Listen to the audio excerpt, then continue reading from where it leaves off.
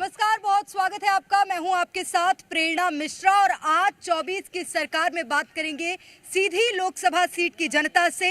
क्या मुद्दे हैं और किन मुद्दों पर इस बार वो अपना प्रत्याशी चुनने वाले हैं, क्योंकि पहले चरण में सीधी लोकसभा क्षेत्र में चुनाव होना है, यानी कि 19 अप्रैल।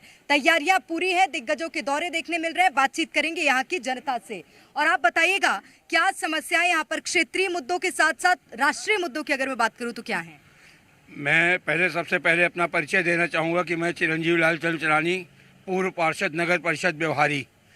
मैं तो यही कहना चाहूँगा कि जब से 2 बार पंचवर्षीय रीति पाठक जी सांसद रही हैं तो यहाँ कोई विकास कार्य नहीं हुआ, न कोई विद्यालय नए खोले गए, न कोई हॉस्पिटल में आज तक भी कोई एक महिला चिकित्सक नहीं है जिससे महिलाओं का समाधान हो सके, और किसी भी प्रकार का यहाँ विकास नहीं हुआ है।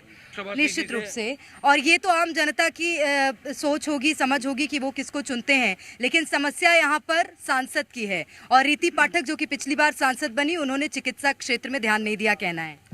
मैं तो कहता हूं कि चिकित्सा क्षेत्र में यदि ध्यान देने की बात जैसे भाई साहब कह रहे थे, तो अभी हॉस्पिटल जाके देखे, आईसीयू वार्ड का भी इनॉग्रेशन हुआ था और बेहतर सुविधा मिल रहा है। कोरोना कोविड काल में जब लोग त्राही त्राही मचा था, तब कोई भी कांग्रेस पार्टी का एक भी व्यक्ति जमीनी स्तर पर उतरकर जनसेवा नहीं की, लेकिन भाजपा का हर एक व्यक्ति, हर एक कार्यकर्ता, चाहे ऑक्सीजन की सुविधा देना हो, चाहे राशन की सुविधा देना हो, हर चीज किया। लेकिन रीति पाठक जी की कार्यकाल की बात करते हैं, भारतीय जनता पार्टी के जो अभी नए प्रत्याशी डॉक्टर राजेश मिश्रा जी को सांसद के रूप में क्षेत्र ने स्वीकार कर लिया, और जो कांग्रेस पार्टी के कमलेश्वर पटेल जी हैं, उनकी नीति नियत नारा को जनता ने नकार दिया है। ठीक है, यहाँ पे सालों से बीजेपी का सांसद है। अस्पताल के नाम पर क्या है, अगर उच्च शिक्षा की हम बात करें, विश्वविद्यालय के नाम पर क्या कुछ है, यहाँ बताइएगा। देखिए, उनका संसदीय क्षेत्र कार्यकाल में सीधी और सिंगरौली में उनका संसदीय क्षेत्र लगता है, वहाँ पर मेडिकल कॉलेज खोले जाने का कार्य किया जा रहा है। वहाँ पर ये चिकित्सा का क्षेत्र याद आया मेडिकल कॉलेज खोलना है,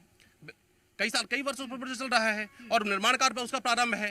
तो हम स्वास्थ्य व्यवस्था के लिए भी, और आज यही हमारी जनता की वोट का जिसका कारण है कि आयुष्मान कार्ड योजना माननीय प्रधानमंत्री तब लागू कर पाए हैं जब पूरे देश के हमारे एक सांसद मिलके 282 हमारे सांसदों से मिलके प्रधानमंत्री बनाया है। उस वोट की ताकत से आज हमारे हर एक गरीब परिवार भाई को 5 लाख रुपए तक का आयुष्मान कार्ड की सुविधा मिल रही है। तो ये क्या चिकित्सा नहीं दिख रहा है? केवल इनकी जातिगत राजनीति और अपने प्रोपेगेंडा से बाहर नहीं निकल ये बीजेपी नहीं करती क्या जातिगत राजनीति? मैं आपसे जानना चाहूंगी, आप बताइए। बीजेपी जो है, आज विधानसभा में 20 वर्ष से सरकार है बीजेपी की, और यहाँ केंद्र में भी आज 10 साल 15 साल से, तो केंद्र में भी सरकार 10 साल से, तो इनके द्वारा कोई कार्य नहीं किया जा रहा जो स्पष्ट हो। शिक्षा के क्षेत्र में देखिए, बेरोजगारी के क्षेत्र, रोजगार के क्षेत्र में देखिए, इसमें कोई अमल नहीं किया जा रहा है। आज सबसे बड़ी मुद्दा है बेरोजगारी मुद्दा है। आप बताइएगा, आप कुछ बोल रहे हैं। आपको बताना चाहेंगे कि जैसे ये महानुभाव जो हैं बीजेपी के कार्यकर्ता, ये कह रहे हैं कि व्यवहारिक अस्पताल में कोरोना काल में कांग्रेसी नहीं दिखे। एक भी, जितने भी ये बोल रहे हैं, खुद ये व्यक्ति यहाँ सड़कों में नजर नहीं आए। यहाँ कांग्रेस का कार्यकर्ता, मैं खुद स्वयं घर घर जाके ये चीजें, जब प्रशासन और जनता के बीच एक भय बना हुआ था, तो एक कांग्रेस का कार्यकर्ता यहाँ पे लगा हुआ था। जो अस्पताल की बात कर रहे हैं, व्यवहारी सिविल अस्पताल की, वहाँ एक डॉक्टर है, इनको शर्म आनी चाहिए।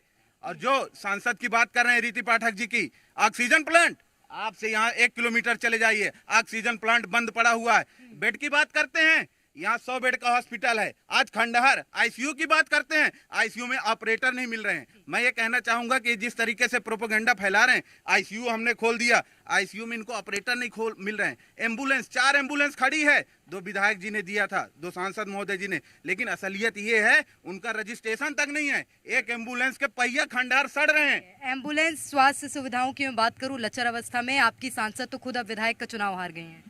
मैं अपने भाइयों को बता देना चाहता हूँ, चिरौंजी चाचा जी ने जो बात की, हमारे बड़े भाई हैं, व्यवहारी हॉस्पिटल की जो व्यवस्था है, 24 आईसीयू ऊपर जाके देख लें कंप्लीट हैं।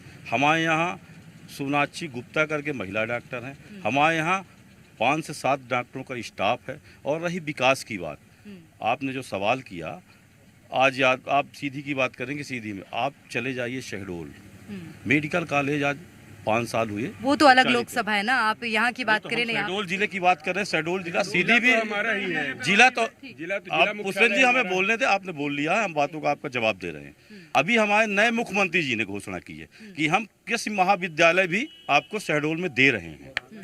और रही व्यवहारिक की विकास की बात, आप ये सड़क देखिए, ये सड़क 111 करोड़ की हमारे माननीय विधायक जी, हमारे मोहन यादव जी, सम्माननीय मोदी जी के। मैं आ रही हूँ आपके पास, आप भी बताइएगा। विकास की बात हो रही है, चलिए स्वास्थ्य एक अलग मुद्दा हो गया, सड़क एक अलग मुद्दा हो गया, बेरोजगारी एक ऐसा मुद्दा है जिसको लेकर बार बार कांग्रेस पार्टी आपको घेर लेती है। देखिए क्या है, कांग्रेस का काम है आरोप लगाना। ये बोलते हैं कि कहते हैं करते नहीं है। हमने कहा भी और किया भी, चाहे वो राम मंदिर का मुद्दा हो, चाहे आप बात करें बेरोजगारी की, तो हम बता रहे हैं कि कौशल विकास योजना जो हर प्रत्येक ग्राम पंचायत, प्रत्येक जिले पर चालू है और लोगों को रोजगार देने का काम चल रही है, आत्मनिर्भर बनाने का काम चल रही है। स्वयं में आपने क्या किया आप देखेंगे 70 सालों में, लेकिन हमने 10 वर्षों में क्या क्या उपलब्धि की हम बता रहे हैं आपको। चाहे मेडिकल क्षेत्र हो, प्रत्येक जिलों में मेडिकल कॉलेज खोल रहे हैं।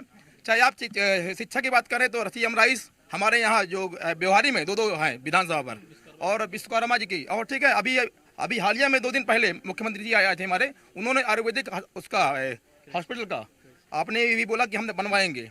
और कागज में बनेगा या हकीकत में बनेगा, मैं जानूंगी आपसे, आपके पास मैं आ चुकी हूँ। आप बताइएगा यहाँ पर और क्या समस्याएं हैं? यहाँ सबसे बड़ी समस्या है बेरोजगारी। पढ़े लिखे लेडीज